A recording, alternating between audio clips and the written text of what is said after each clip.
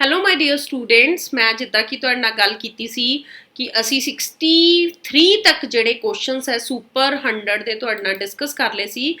4-5 question ਇਸ lesson ਦੇ ਹੋਰ ਨੇ ਜਿਹੜੇ ਕਿ ਮੈਂ ਤੁਹਾਡੇ ਨਾਲ ਡਿਸਕਸ ਕਰਾਂਗੀ ਅੱਜ ਦੇ ਲੈਸਨ 'ਚ। ਸੋ ਲੈਟ ਅਸ ਡਿਸਕਸ।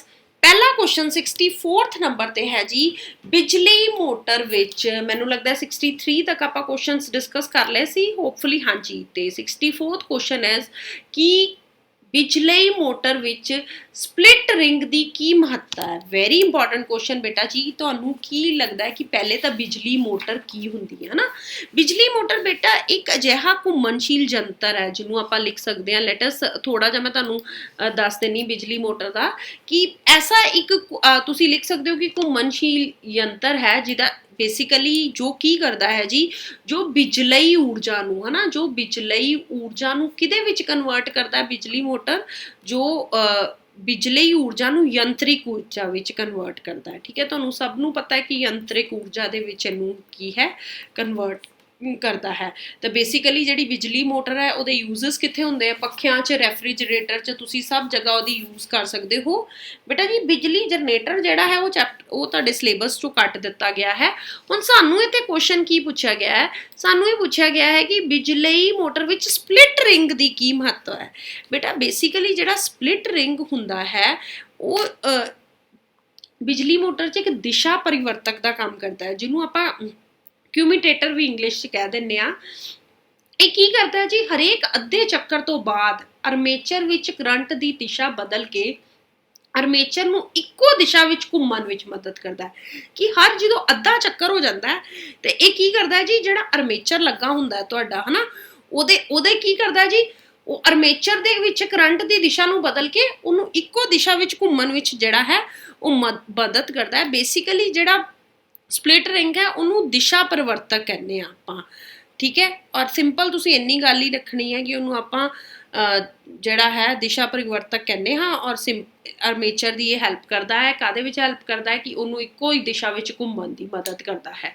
ਠੀਕ ਹੈ, ਬਹੁਤਾ ਡਿਟੇਲ 'ਚ ਤੁਸੀਂ ਜਾਣਾ ਨਹੀਂ ਕਿਉਂਕਿ 2 ਨੰਬਰ 'ਚ ਕੁਐਸਚਨ ਆਉਣਾ ਹੈ। What is the role of split ring in electric motor? ਜਿੱਦਾਂ ਮੈਂ ਗੱਲ ਕੀਤੀ ਕਿ the split ring is in electric motor act as a commutator, ਜਿਹਨੂੰ ਆਪਾਂ ਦਿਸ਼ਾ ਪਰਿਵਰਤਕ ਕਹਿੰਦੇ ਆ। The commutator reverses the direction of current flowing through the coil after each half rotation. ਹਰ ਅੱਧੇ ਰੋਟੇਸ਼ਨ ਤੋਂ ਬਾਅਦ ਉਹਦੀ ਕਰੰਟ ਫਲੋਇੰਗ ਦੀ ਡਾਇਰੈਕਸ਼ਨ ਜਿਹੜੀ ਹੈ ਕੋਇਲ ਦੀ ਉਹ ਚੇਂਜ ਕਰ ਦਿੰਦਾ। ਕਿਉਂ? Due to this reversal of current the coil continues to rotate in the same direction. ਜਿਹੜੀ ਆਹ ਡਾਇਰੈਕਸ਼ਨ ਦੀ ਰਿਵਰਸ ਹੋ ਜਾਂਦੀ ਹੈ, ਇਹਦੇ ਕਰਕੇ ਜਿਹੜੀ ਕੋਇਲ ਹੈ ਉਹ ਸੇਮ ਡਾਇਰੈਕਸ਼ਨ ਵਿੱਚ ਜਿਹੜੀ ਹੈ ਉਹ ਰੋਟੇਟ ਕਰਦੀ ਰਹਿੰਦੀ ਹੈ। ਠੀਕ ਹੈ ਜੀ। ਅਗਲਾ ਕੁਐਸਚਨ ਹੈ, ਕਿਸੇ ਕੁੰਡਲੀ ਵਿੱਚ ਬਿਜਲੀ ਧਾਰਾ ਪ੍ਰੇਰਿਤ ਕਰਨ ਦੇ ਢੰਗ ਸਪਸ਼ਟ ਕਰੋ। ਬੇਟਾ ਜੀ ਇੰਗਲਿਸ਼ 'ਚ ਇਸ ਕੁਐਸਚਨ ਨੂੰ ਮੈਂ ਪੜਾਂਗੀ, that is the ways to induce current in a coil. ਬੇਟਾ ਜੀ ਕਰੰਟ ਜਿਹੜਾ ਕੋਇਲ 'ਚ ਇੰਡਿਊਸ ਕਰਨ ਦਾ ਨਾ, ਉਹਦੇ 2 ਹੀ ਤਰੀਕੇ ਆ ਸਿੰਪਲ ਜੇ। ਜਾਂ ਤੇ ਤੁਸੀਂ ਕੀ ਕਰੋ ਕਿ ਜਦੋਂ ਆਪਾਂ ਕੋਇਲ 'ਚ ਕਰੰਟ ਪ੍ਰੋਡਿਊਸ ਕਰਨਾ, ਜਾਂ ਤਾਂ ਤੁਸੀਂ ਚੁੰਬਕ ਨੂੰ ਮੂਵ ਰੱਖੋ ਤੇ ਜਾਂ ਕੋਇਲ ਨੂੰ ਮੂਵ ਰੱਖੋ। ਠੀਕ ਹੈ ਨਾ। ਕਿਸੇ ਕੁੰਡਲੀ ਵਿੱਚ ਬਿਜਲੀ ਧਾਰਾ ਪ੍ਰਵਾਹਿਤ ਕਰਨ ਦੇ ਢੰਗ ਸਪਸ਼ਟ ਕਰੋ। ਜਦੋਂ ਇੱਕ ਕੁੰਡਲੀ ਨੂੰ ਕਿਸੇ ਪ੍ਰਬਲ ਘੋੜ ਖੋਰ ਚੁੰਬਕ ਦੇ ਧਰੁਵਾਂ ਵਿਚਕਾਰ ਤੇਜ਼ੀ ਨਾਲ ਗਤੀ ਕਰਵਾਇਆ ਜਾਂਦਾ ਹੈ। ਕਿਹਨੂੰ ਗਤੀ ਕਰਵਾ ਰਹੇ ਹੋ ਤੁਸੀਂ? ਕੁੰਡਲੀ ਨੂੰ। ਠੀਕ ਹੈ, ਕਿਹਦੇ ਵਿੱਚ? ਚੁੰਬਕ ਦੇ ਧਰੁਵਾਂ ਦੇ ਵਿਚਕਾਰ ਤੇਜ਼ੀ ਨਾਲ। ਤਾਂ ਇਸ ਕੁੰਡਲੀ ਵਿੱਚ ਬਿਜਲੀ ਧਾਰਾ ਪ੍ਰਵਾਹਿਤ ਹੁੰਦੀ ਹੈ। ਮੈਂ ਤੁਹਾਨੂੰ ਤਰੀਕਾ ਕੀ ਦੱਸਿਆ? ਜਾਂ ਤਾਂ ਤੁਸੀਂ ਕੁੰਡਲੀ ਨੂੰ ਮੂਵਿੰਗ ਰੱਖੋ ਤੇ ਜਾਂ ਤੁਸੀਂ ਚੁੰਬਕ ਨੂੰ ਮੂਵਿੰਗ ਕਰੋ। ਇੱਥੇ ਤੁਸੀਂ ਕੀ ਕਰ ਰਹੇ ਹੋ? ਜਦੋਂ ਤੁਸੀਂ ਇੱਕ ਕੁੰਡਲੀ ਨੂੰ ਕਿਸੇ ਪ੍ਰਬਲ ਘੋੜਖੋਰ ਚੁੰਬਕ ਦੇ ਧਰੁਵਾਂ ਵਿੱਚ ਤੇਜ਼ੀ ਨਾਲ ਗਤੀ ਕਰਾ ਰਹੇ ਹੋ, ਕੁੰਡਲੀ ਨੂੰ ਗਤੀ ਕਰਾ ਰਹੇ ਹੋ। ਦੂਜਾ ਕੀ ਹੈ? ਜਦੋਂ ਕਿਸੇ ਚੁੰਬਕ ਦੀ ਕੁੰਡਲੀ ਦੇ ਸਾਪੇਖ ਗਤੀ ਕਰਵਾਈ ਜਾਂਦੀ ਹੈ ਤਾਂ ਕੁੰਡਲੀ ਵਿੱਚ ਬਿਜਲਈ ਧਾਰਾ ਪ੍ਰਵਾਹਿਤ ਹੁੰਦੀ ਹੈ। ਯਾਨੀ ਕਿ ਤੁਸੀਂ ਜਦੋਂ ਕਿਸੇ ਚੁੰਬਕ ਨੂੰ ਗਤੀ ਕਰਾਉਂਦੇ ਹੋ, ਮੈਂ ਤੁਹਾਨੂੰ ਕਿਹਾ ਕੋਇਲ 'ਚ ਕਰੰਟ ਇੰਡਿਊਸ ਕਰਨ ਦੇ 2 ਹੀ ਤਰੀਕੇ ਹੈ, ਜਾਂ ਤਾਂ ਚੁੰਬਕ ਮੂਵ ਕਰਾਓ ਜਾਂ ਕੋਇਲ ਮੂਵ ਕਰਾਓ। ਪਹਿਲੇ ਜੋ ਨੇ ਕੀ ਯੂਜ਼ ਕੀਤਾ? ਕੋਇਲ ਮੂਵ ਕਰਾਈ ਕੁੰਡਲੀ। ਦੂਜੇ ਜੋ ਨੇ ਕੀ ਮੂਵ ਕੀਤਾ? ਚੁੰਬਕ ਮੂਵ ਕਰਾਇਆ। ਠੀਕ ਹੈ ਜੀ। ਇੱਦਾਂ ਹੀ ਆਪਾਂ ਇੰਗਲਿਸ਼ 'ਚ ਇਹਨਾਂ ਨੇ ਆਨਸਰ ਦਿੱਤਾ ਹੋਣਾ, explain different ways to induce the current in the coil. ਠੀਕ ਹੈ ਜੀ। different ways to induce the current in the coil. पहला ये, if a coil is moved rapidly between 2 poles of horseshoe magnet, then an electric current is induced in the coil. कि coil move कर रही है, किधे विच move कर रही है? 2 poles of horseshoe magnet. The second की है, if magnet is moved relative to the coil, then electric current is induced in the coil. ठीक है जी, मैनू लगता है तुहानू समझ आ गई होएगी। नेक्स्ट क्वेश्चन ਬਹੁਤ ਈਜ਼ੀ ਕੁਐਸਚਨ ਹੈ, ਮੈਂ ਤੁਹਾਨੂੰ ਐਕਸਪਲੇਨ ਹੀ ਕਰ ਚੁੱਕੀ ਹਾਂ। ਬਿਜਲੀ ਮੋਟਰ ਦਾ ਸਿਧਾਂਤ ਲਿਖੋ ਜੀ। ਤੁਸੀਂ ਕੀ ਲਿਖਣਾ, ਇਹਦਾ ਸਿਧਾਂਤ ਲਿਖਣਾ ਜੀ ਬਿਜਲੀ ਮੋਟਰ ਦਾ। ਬਿਜਲੀ ਮੋਟਰ ਦਾ ਸਿਧਾਂਤ ਬੇਸਿਕਲੀ ਕੀ ਹੁੰਦਾ ਹੈ ਜੀ? ਬਿਜਲੀ ਮੋਟਰ ਦਾ ਸਿਧਾਂਤ, ਜਦੋਂ ਕਰੰਟ ਵਾਹਕ ਕੁੰਡਲੀ ਨੂੰ ਚੁੰਬਕੀ ਖੇਤਰ ਵਿੱਚ ਰੱਖਿਆ ਜਾਂਦਾ ਹੈ, ਕਿਸੇ ਵੀ ਆਪਾਂ ਕੋਇਲ ਨੂੰ ਆਪਾਂ ਕਿੱਥੇ ਰੱਖਦੇ ਹਾਂ? ਮੈਗਨੈਟਿਕ ਫੀਲਡ 'ਚ ਰੱਖਦੇ ਆ। ਤੇ ਇਸ ਕੁੰਡਲੀ ਦੀਆਂ ਭੁਜਾਵਾਂ ਤੇ ਬਲ ਕਿਰਿਆ ਕਰਦੀ ਹੈ, ਜੋ ਕੁੰਡਲੀ ਨੂੰ ਘੁਮਾਉਣ ਦਾ ਯਤਨ ਕਰਦਾ ਹੈ। ਕਿ ਜਿਹੜਾ ਵੀ ਮਤਲਬ ਇਸ ਕੁੰਡਲੀ ਦੀ ਭੁਜਾਵਾਂ ਤੇ ਬਲ ਕਿਰਿਆ ਕਰਦੀ, ਇੱਕ ਫੋਰਸ ਲੱਗਦੀ ਹੈ ਜੋ ਕੋਸ਼ਿਸ਼ ਕਰਦਾ ਹੈ ਕਿ ਤੁਹਾਡੀ ਜਿਹੜੀ ਕੁੰਡਲੀ ਹੈ ਉਹ ਘੁੰਮੀ, ਔਰ ਜਿਹਦੇ ਕਰਕੇ ਜਿਹੜਾ ਹੈ ਸਾਡੀ ਜਿਹੜਾ ਬਿਜਲੀ ਮੋਟਰ ਹੈ ਉਹ ਵਰਕਆਊਟ ਕਰੇ। ਠੀਕ ਹੈ ਜੀ। ਬੇਸਿਕਲੀ ਬਿਜਲੀ ਮੋਟਰ ਦੀ ਜਿਹੜੀ ਤੁਸੀਂ ਫਾਰਮੇਸ਼ਨ ਹੈ ਉਹ ਵੀ ਕਰ ਲੈਣੀ ਹੈ, ਪਰ 5 ਨੰਬਰ ਦਾ ਕੁਐਸਚਨ ਨਹੀਂ ਹੈ ਤਾਂ ਇਹਦੇ ਵਿੱਚੋਂ ਬਿਜਲੀ ਮੋਟਰ 'ਚ ਡਿਫਰੈਂਟ ਜਿਹੜੇ ਪੁਆਇੰਟਸ ਹੈ ਉਹੀ ਮਤਲਬ ਆਉਣ ਦੀ ਉਮੀਦ ਹੈ। ਠੀਕ ਹੈ ਨਾ। ਤੇ ਸਿੰਪਲੀ ਬਿਜਲੀ ਜਿਹੜੀ ਮੋਟਰ ਹੈ ਇਹਦਾ ਸਿਧਾਂਤ ਜ਼ਰੂਰ ਕਰਨਾ ਤੁਸੀਂ। ਬੇਸਿਕਲੀ ਇਹਦਾ ਸਿਧਾਂਤ ਸਿੰਪਲ ਇੱਕ ਚੀਜ਼ ਹੈ ਕਿ ਜਦੋਂ ਕਰੰਟ ਵਾਹਕ ਕੁੰਡਲੀ, ਕੋਈ ਵੀ ਕਰੰਟ ਵਾਹਕ ਕੁੰਡਲੀ ਦੇ ਵਿੱਚ ਆਪਾਂ ਚੁੰਬਕੀ ਖੇਤਰ ਵਿੱਚ ਰੱਖ ਦਿੰਦੇ ਹਾਂ, ਯਾਨੀ ਉਹਨੂੰ ਮੈਗਨੈਟਿਕ ਫੀਲਡ 'ਚ ਆਪਾਂ ਰੱਖ ਦਿੰਦੇ ਹਾਂ, ਇੱਦਾਂ ਜਿੱਦਾਂ ਆਪਾਂ ਨਾਰਥ ਸਾਊਥ ਦੇ ਵਿੱਚ ਰੱਖ ਦਿੰਦੇ ਹਾਂ ਉਹਨੂੰ, ਹਨਾ। ਤਾਂ ਫਿਰ ਕੀ ਹੁੰਦਾ ਜੀ? ਇਸ ਕੁੰਡਲੀ ਦੀਆਂ ਭੁਜਾਵਾਂ ਦੇ ਬਲ ਕਿਰਿਆ ਕਰਦੀ ਹੈ, ਜਿਹੜੀ ਫੋਰਸ ਲੱਗਦੀ ਹੈ ਬਲ ਕਿਰਿਆ ਕਰਦੀ ਹੈ, ਔਰ ਉਹਦੇ ਕਰਕੇ ਜਿਹੜੀ ਸਾਡੀ ਕੋਇਲ ਹੈ ਉਹ ਘੁੰਮਦੀ ਹੈ। ਉਹਦੇ ਕਰਕੇ ਸਾਡੀ ਜਿਹੜੀ ਕੋਇਲ ਹੈ ਉਹ ਘੁੰਮਦੀ ਹੈ। ਠੀਕ ਹੈ ਜੀ। English medium students, for you people, what is the principle of electric motor? A current carrying loop experiences a torque, ਜਿਹਨੂੰ ਆਪਾਂ ਰੋਟੇਟਿੰਗ ਫੋਰਸ ਕਹਿੰਦੇ ਆ, and rotates when placed in the magnetic field. ਠੀਕ ਹੈ ਜੀ। ਮੈਗਨੈਟਿਕ ਫੀਲਡ ਦੇ ਵਿੱਚ ਰੱਖਿਆ ਜਾਂਦਾ ਹੈ, ਉਹ 'ਚ ਪਲੇਸ ਕੀਤਾ ਜਾਂਦਾ ਹੈ। ਜਿਹੜੀ direction of rotation of loop is given by the Fleming's hand rule, Fleming's left hand rule. ਇਹਨਾਂ ਨੇ ਇਹ ਵੀ ਦੱਸਤਾ ਕਿ ਜਿਹੜੀ ਆਪਾਂ ਡਾਇਰੈਕਸ਼ਨ ਆਫ ਰੋਟੇਸ਼ਨ ਜਿਹੜੀ ਲੂਪ ਦੀ ਆ ਉਹ ਕਿਹਦੇ ਨਾਲ ਦਿੰਦੇ ਆ? ਫਲੈਮਿੰਗ ਲੈਫਟ ਹੈਂਡ ਰੂਲ ਦੇ ਨਾਲ ਅਸੀਂ ਜਿਹੜੀ ਡਾਇਰੈਕਸ਼ਨ ਹੈ ਉਹਨੂੰ ਡਿਟੈਕਟ ਕਰ ਸਕਦੇ ਹਾਂ। ਠੀਕ ਹੈ ਜੀ। ਅਗਲਾ ਕੁਐਸਚਨ ਕੀ ਹੈ ਇਸ ਦਾ 67th ਕੁਐਸਚਨ ਜੋ ਸੁਪਰ 100 ਕੁਐਸਚਨਸ 'ਚ ਦਿੱਤਾ ਹੈ। List the properties of magnetic lines of force. Magnetic lines of force ਦੀਆਂ ਪ੍ਰੋਪਰਟੀਜ਼ ਲਿਖੋ, ਚੁੰਬਕੀ ਰੇਖਾਵਾਂ ਦੀ। ਤੇ ਪਹਿਲੀਆਂ ਦੋ ਪ੍ਰੋਪਰਟੀਜ਼ ਮੈਂ ਤੁਹਾਡੇ ਨਾਲ ਇਹਦੇ ਨਾਲ ਡਿਸਕਸ ਕਰ ਚੁੱਕੀ ਹਾਂ। ਕਿਹੜੀ ਪ੍ਰੋਪਰਟੀ ਮੈਂ ਤੁਹਾਡੇ ਨਾਲ ਡਿਸਕਸ ਕਰ ਚੁੱਕੀ ਹਾਂ ਜੀ? ਮੈਂ ਤੁਹਾਡੇ ਨਾਲ ਇਹ ਕਰ ਚੁੱਕੀ ਹਾਂ ਕਿ ਜਿਹੜੇ ਮਤਲਬ ਤੁਹਾਡੇ ਜਿਹੜੇ ਹੈ ਕੀ ਕਹਿੰਦੇ, ਪਹਿਲੀ ਗੱਲ ਕਿ ਇੰਟਰਸੈਕਟ ਨਹੀਂ ਕਰਦੀਆਂ। The direction of field line outside the magnet is from the north pole to the south pole.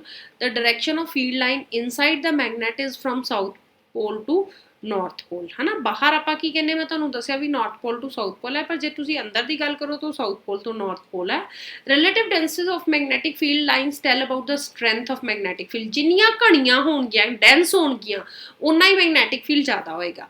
Magnetic lines do not intersect each other, ਇੱਕ ਦੂਜੇ ਨੂੰ ਕੱਟਦੀਆਂ ਨਹੀਂ ਹੈ। ਠੀਕ ਹੈ ਜੀ। ਪੰਜਾਬੀ ਮੀਡੀਅਮ। ਔਰ ਇਹਦੇ 'ਚ ਇੱਕ ਪੋਜ਼ਿਟਿਵ ਪੁਆਇੰਟ ਇਹ ਹੈ ਕਿ ਤੁਸੀਂ ਇਸ ਕੁਐਸਚਨ 'ਚ ਡਰਾ ਵੀ ਕਰ ਸਕਦੇ ਹੋ ਮੈਗਨੈਟਿਕ ਫੀਲਡ, ਮੈਗਨੈਟਿਕ ਲਾਈਨਸ ਡਰਾ ਵੀ ਕਰ ਸਕਦੇ ਹੋ। ਠੀਕ ਹੈ ਜੀ। ਕੁਐਸਚਨ ਪੜਾਂਗੀ ਪੰਜਾਬੀ 'ਚ। ਚੁੰਬਕੀ ਖੇਤਰ ਰੇਖਾਵਾਂ ਦੇ ਇਹ ਗੁਣਾਂ ਦੀ ਸੂਚੀ ਬਣਾਓ। ਪਹਿਲੀ ਗੱਲ ਹੈ ਕਿ ਚੁੰਬਕ ਤੋਂ ਬਾਹਰ ਚੁੰਬਕੀ ਖੇਤਰ ਰੇਖਾਵਾਂ ਉੱਤਰੀ ਧਰੁਵ ਤੋਂ ਦੱਖਣੀ ਧਰੁਵ ਵੱਲ, ਅਤੇ ਚੁੰਬਕ ਦੇ ਅੰਦਰ ਇਹ ਦੱਖਣੀ ਧਰੁਵ ਤੋਂ ਉੱਤਰੀ ਧਰੁਵ ਵੱਲ ਜਾਂਦੀਆਂ। ਠੀਕ ਹੈ ਜੀ। ਇੱਥੇ ਇਹਨੇ 2 ਪੁਆਇੰਟ ਇਕੱਠੇ ਕਰਤੇ। ਇੰਗਲਿਸ਼ ਮੀਡੀਅਮ 'ਚੋਂ 2 ਪੁਆਇੰਟਸ ਜਿਹੜੇ ਹੈ ਉਹ ਵੱਖਰੇ ਕੀਤੇ ਹੋਏ ਸੀ। ਠੀਕ ਹੈ ਜੀ। ਉਸ ਤੋਂ ਬਾਅਦ ਇਹਨਾਂ ਨੇ ਅੱਗੇ ਜਿਹੜੀ ਗੱਲ ਕੀਤੀ, ਅਗਲੀ ਜਿਹੜੀ ਗੱਲ ਕੀਤੀ ਉਹ ਇਹ ਕੀਤੀ ਕਿ ਕੋਈ ਦੋ ਚੁੰਬਕੀ ਖੇਤਰ ਰੇਖਾਵਾਂ ਇੱਕ ਦੂਜੇ ਨੂੰ ਨਹੀਂ ਕੱਟਦੀਆਂ। ਠੀਕ ਹੈ ਜੀ। ਇੱਕ ਦੂਜੇ ਨੂੰ ਨਹੀਂ ਕੱਟਦੀਆਂ, ਇੰਟਰਸੈਕਟ ਨਹੀਂ ਕਰਦੀਆਂ, ਇਹ ਤਾਂ ਮੈਂ ਤੁਹਾਨੂੰ ਦੱਸਿਆ ਹੀ ਹੈ। ਅੱਛਾ, ਜਿੱਥੇ ਚੁੰਬਕੀ ਖੇਤਰ ਵੱਧ ਹੁੰਦਾ ਉੱਥੇ ਇਹਨਾਂ ਦੀ ਸੰਘਣਤਾ ਕੀ ਹੁੰਦੀ ਹੈ ਜੀ? ਵੱਧ ਹੁੰਦੀ ਹੈ। ਜਿੱਥੇ ਚੁੰਬਕੀ ਖੇਤਰ ਵੱਧ ਹੁੰਦਾ ਜੀ ਉੱਥੇ ਇਹਨਾਂ ਦੀ ਸੰਘਣਤਾ ਜਿਹੜੀ ਹੈ ਉਹ ਵੱਧ ਹੁੰਦੀ ਹੈ। ਠੀਕ ਹੈ ਜੀ। ਚਲੋ ਅੱਗੇ ਗੱਲ ਕਰਦੇ ਹਾਂ। ਲਾਸਟ ਕੁਐਸਚਨ ਜਿਹੜਾ ਸੁਪਰ 100 ਕੁਐਸਚਨਸ ਵਿੱਚ ਇਹਦਾ ਦਿੱਤਾ ਹੋਇਆ, ਦੈਟ ਇਜ਼ 69th ਕੁਐਸਚਨਸ। ਠੀਕ ਹੈ ਜੀ। 69th ਕੁਐਸਚਨ ਕੀ ਦਿੱਤਾ ਜੀ? ਇਹ ਚਿੱਤਰ ਦਿੱਤਾ ਤੁਹਾਨੂੰ ਕੋਈ। ਤਾਂ ਸਭ ਤੋਂ ਪਹਿਲੇ ਪੁੱਛਿਆ ਗਿਆ ਕਿ ਇਸ ਚਿੱਤਰ ਵਿੱਚ ਕਿਹੜੀ ਕਿਰਿਆ ਦਿਖਾਈ ਦੇ ਰਹੀ ਹੈ? Very important. ਇਸ ਚਿੱਤਰ ਵਿੱਚ ਦਿਖਾਈ ਦੇ ਰਹੀ ਹੈ ਜੀ ਸਾਨੂੰ ਬਿਜਲ ਚੁੰਬਕੀ ਪ੍ਰੇਰਣ। ਠੀਕ ਹੈ ਜੀ। ਬਿਜਲ ਚੁੰਬਕੀ ਪ੍ਰੇਰਣ ਕਿ ਜਦੋਂ ਕੋਈ ਬਿਜਲੀ ਧਾਰਾ ਵਾਲਾ ਚਾਲਕ ਕਿਸੇ ਚੁੰਬਕੀ ਖੇਤਰ ਵਿੱਚ ਇਸ ਪ੍ਰਕਾਰ ਰੱਖਿਆ ਜਾਂਦਾ ਹੈ ਕਿ ਚਾਲਕ ਵਿੱਚ ਪ੍ਰਵਾਹਿਤ ਬਿਜਲੀ ਧਾਰਾ ਜਿਹੜੀ ਹੈ ਉਹ ਦਿਸ਼ਾ ਚੁੰਬਕੀ ਖੇਤਰ ਦੇ ਲੰਬ ਅਵਸਥਾ ਵਿੱਚ ਹੋਵੇ। ਠੀਕ ਹੈ ਨਾ। ਦਿਸ ਇਜ਼ ਯੂਅਰ ਮੈਗਨੇਟ, ਇਹ ਤੁਹਾਡੀ ਕੋਇਲ ਹੈ। ਠੀਕ ਹੈ ਜੀ। ਹੋਵੇ ਤਾਂ ਉਹ ਚਾਲਕ ਇੱਕ ਬਲ ਦਾ ਅਨੁਭਵ ਕਰਦਾ ਹੈ। ਇਸ ਬਲ ਦੇ ਕਾਰਨ ਉਹ ਚਾਲਕ ਗਤੀ ਕਰਦਾ ਕਰਨ ਲੱਗਦਾ ਹੈ। ਠੀਕ ਹੈ ਜੀ। ਹੁਣ ਇਸ ਜਿਹੜਾ ਬਲ ਹੈ ਉਹਦੇ ਕਰਕੇ ਉਹ ਕੀ ਕਰਨ ਲੱਗ ਪੈਂਦਾ, ਗਤੀ ਕਰਨ ਲੱਗ ਪੈਂਦਾ।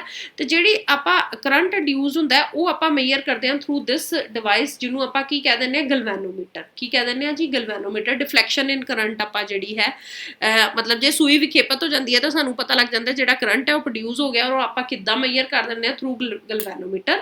ਹਾਂਜੀ, ਆਹ ਕੁਐਸਚਨ ਸੈਕਿੰਡ ਪੁੱਛਿਆ ਉਹਨਾਂ ਨੇ, ਬਿਜਲੀ ਧਾਰਾ ਦੀ ਮੌਜੂਦਗੀ ਸੰਕੇਤ ਲਈ ਵਰਤੇ ਜਾਣ ਵਾਲੇ ਯੰਤਰ ਦਾ ਨਾਂ ਦੱਸੋ, and this is known as galvanometer. ਔਰ ਇਹਨੂੰ ਆਪਾਂ ਬੇਸਿਕਲੀ ਕਹਿੰਦੇ ਆ ਬਿਜਲ ਚੁੰਬਕੀ ਪ੍ਰੇਰਕ।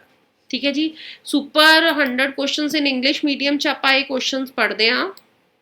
69 question. In given figure, answer the following question. Name the instrument used for detecting and indicated an electric current। ਤਾਂ ਬੇਟਾ ਜੀ ਮੈਂ ਗੱਲ ਕਰ ਚੁੱਕੀ ਹਾਂ ਗਲਵੈਨੋਮੀਟਰ। ਬੇਸਿਕਲੀ ਇੰਗਲਿਸ਼ ਚ ਇਹਨੂੰ ਕਹਿੰਦੇ ਇਲੈਕਟ੍ਰੋਮੈਗਨੈਟਿਕ ਇੰਡਕਸ਼ਨ। ਕੀ ਕਹਿੰਦੇ ਆ ਜੀ, ਇੱਥੇ ਕੁਐਸਚਨ ਚੇਂਜ ਹੈ ਪਰ ਆਪਾਂ ਦੋਨੋਂ ਹੀ ਪੜਾਂਗੇ। Basically it is known as electromagnetic induction. ਠੀਕ ਹੈ ਜੀ, ਇਲੈਕਟ੍ਰੋਮੈਗਨੈਟਿਕ ਇੰਡਕਸ਼ਨ ਕਹਿੰਦੇ ਆ। ਠੀਕ ਹੈ। ਅੱਗੇ ਔਨ ਕੀਪਿੰਗ ਦਾ ਮੈਗਨੈਟ ਕੌਨਸਟੈਂਟ, ਕਹਿੰਦਾ ਜੇ ਤੁਸੀਂ ਮੈਗਨੈਟ ਨੂੰ ਕੌਨਸਟੈਂਟ ਰੱਖ ਦਿਓ ਹੈ ਨਾ ਤੇ ਇਲੈਕਟ੍ਰਿਕ ਕਰੰਟ ਜਨਰੇਟ ਹੋਏਗਾ, ਬਿਲਕੁਲ ਨਹੀਂ ਜੀ, ਨੋ। ਠੀਕ ਹੈ ਨਾ, ਕਿਉਂਕਿ ਆਪਾਂ ਹੁਣੇ ਗੱਲ ਕੀਤੀ ਸੀ ਕਿ either the coil is moving, ਤੇ ਜੇ ਕੌਨਸਟੈਂਟ ਹੋਗੀ, ਜੇ ਮੈਗਨੈਟ ਮੂਵ ਕਰੇਗੀ ਫਿਰ ਇਲੈਕਟ੍ਰਿਕ ਕਰੰਟ ਜਿਹੜਾ ਹੈ ਉਹ ਜਨਰੇਟ ਹੋਏਗਾ। ਅਦਰਵਾਈਜ਼ ਜਿਹੜਾ ਹੈ ਉਹ ਇਲੈਕਟ੍ਰਿਕ ਕਰੰਟ ਨਹੀਂ ਜਨਰੇਟ ਹੋਏਗਾ। ਤੇ ਉਹਦੀ ਜਿਹੜੀ ਡਾਇਰੈਕਸ਼ਨ ਹੈ ਉਹ ਆਪਾਂ ਕਿਹਦੇ ਨਾਲ ਮੇਜਰ ਕਰਾਂਗੇ, ਉਹ ਆਪਾਂ ਮੇਜਰ ਕਰਾਂਗੇ ਥਰੂ ਗਲਵੈਨੋਮੀਟਰ। ਠੀਕ ਹੈ ਜੀ, ਬਹੁਤ ਇੰਪੋਰਟੈਂਟ ਕੁਐਸਚਨ ਹੈ ਇਹ, ਔਰ ਇਹ ਤੁਸੀਂ ਕਰਨੇ ਹੈ ਜਿਹੜੇ 13ਵੇਂ ਲੈਸਨ ਦੇ ਕੁਐਸਚਨ ਦਿੱਤੇ ਹੈ। ਠੀਕ ਹੈ ਜੀ। ਔਰ 13ਵੇਂ ਲੈਸਨ ਦੇ ਜਿਹੜੇ ਕੁਐਸਚਨ ਮਤਲਬ ਪੇਪਰ 'ਚ ਆਉਣਾ, 8 ਨੰਬਰ ਦਾ ਪੇਪਰ ਆਉਣਾ, ਤੁਹਾਨੂੰ ਮੈਂ ਦੱਸ ਚੁੱਕੀ ਹਾਂ ਕਿਹੜਾ ਪੇਪਰ ਇਹਦਾ ਇੰਪੋਰਟੈਂਟ ਹੈ। ਬਿਜਲੀ ਮੋਟਰ ਫਲੈਮਿੰਗ ਦਾ ਖੱਬਾ ਹੱਥ ਨਿਯਮ ਜ਼ਰੂਰ ਕਰਨਾ, ਤੁਸੀਂ ਉਹਦੀ ਲੇਬਲਿੰਗ ਆਉਣ ਦੇ ਪੂਰੇ ਚਾਂਸਸ ਹੈ। ਠੀਕ ਹੈ ਜੀ, ਉਹਦੇ ਲੇਬਲਿੰਗ ਆਉਣ ਦੇ ਪੂਰੇ ਚਾਂਸਸ ਹੈ ਫਲੈਮਿੰਗ ਲੈਫਟ ਹੈਂਡ ਰੂਲ ਦੇ। ਤੇ ਇੱਕ ਕੁਐਸਚਨ ਜਿਹੜਾ ਹੈ ਉਹ ਮੈਗਨੈਟਿਕ ਲਾਈਨਸ ਦੀਆਂ ਜਿਹੜੀਆਂ ਫੀਚਰਸ ਹੈ ਨਾ ਉਹ ਆਉਣ ਦੇ ਪੂਰਾ ਇੰਪੋਰਟੈਂਟ ਹੈ ਕਿ ਚੁੰਬਕੀ ਖੇਤਰ ਰੇਖਾਵਾਂ ਦੇ ਜਿਹੜੇ ਆਪਾਂ ਗੁਣ ਹੈ ਉਹ ਵੀ ਇਸ ਲੈਸਨ ਦਾ ਬਹੁਤ ਇੰਪੋਰਟੈਂਟ ਹੈ। ਬਾਕੀ ਕਾਫੀ ਜਿਹੜੇ ਮਤਲਬ ਇਸ ਲੈਸਨ ਵਿੱਚੋਂ ਕਾਫੀ ਟੌਪਿਕਸ ਜਿਹੜੇ ਹੈ ਉਹ ਸਕਿਪ ਕਰ ਦਿੱਤੇ ਗਏ ਹੈ ਜਿਹੜੇ ਆਪਾਂ ਕੋਵਿਡ ਕਰਕੇ, ਤੇ ਉਹ ਵੀ ਮੈਂ ਤੁਹਾਡੇ ਨਾਲ ਡਿਸਕਸ ਕਰ ਲਿਆ। ਉਮੀਦ ਕਰਦੀ ਹਾਂ ਕਿ ਇਹ ਲੈਕਚਰ ਤੁਹਾਨੂੰ ਪਸੰਦ ਆਇਆ ਹੋਏਗਾ ਤੇ ਅਗਲੇ ਚੈਪਟਰਸ ਦੀ ਤਿਆਰੀ ਲਈ ਬਣੇ ਰਹੋ। ਠੀਕ ਹੈ ਜੀ, till then goodbye, take care.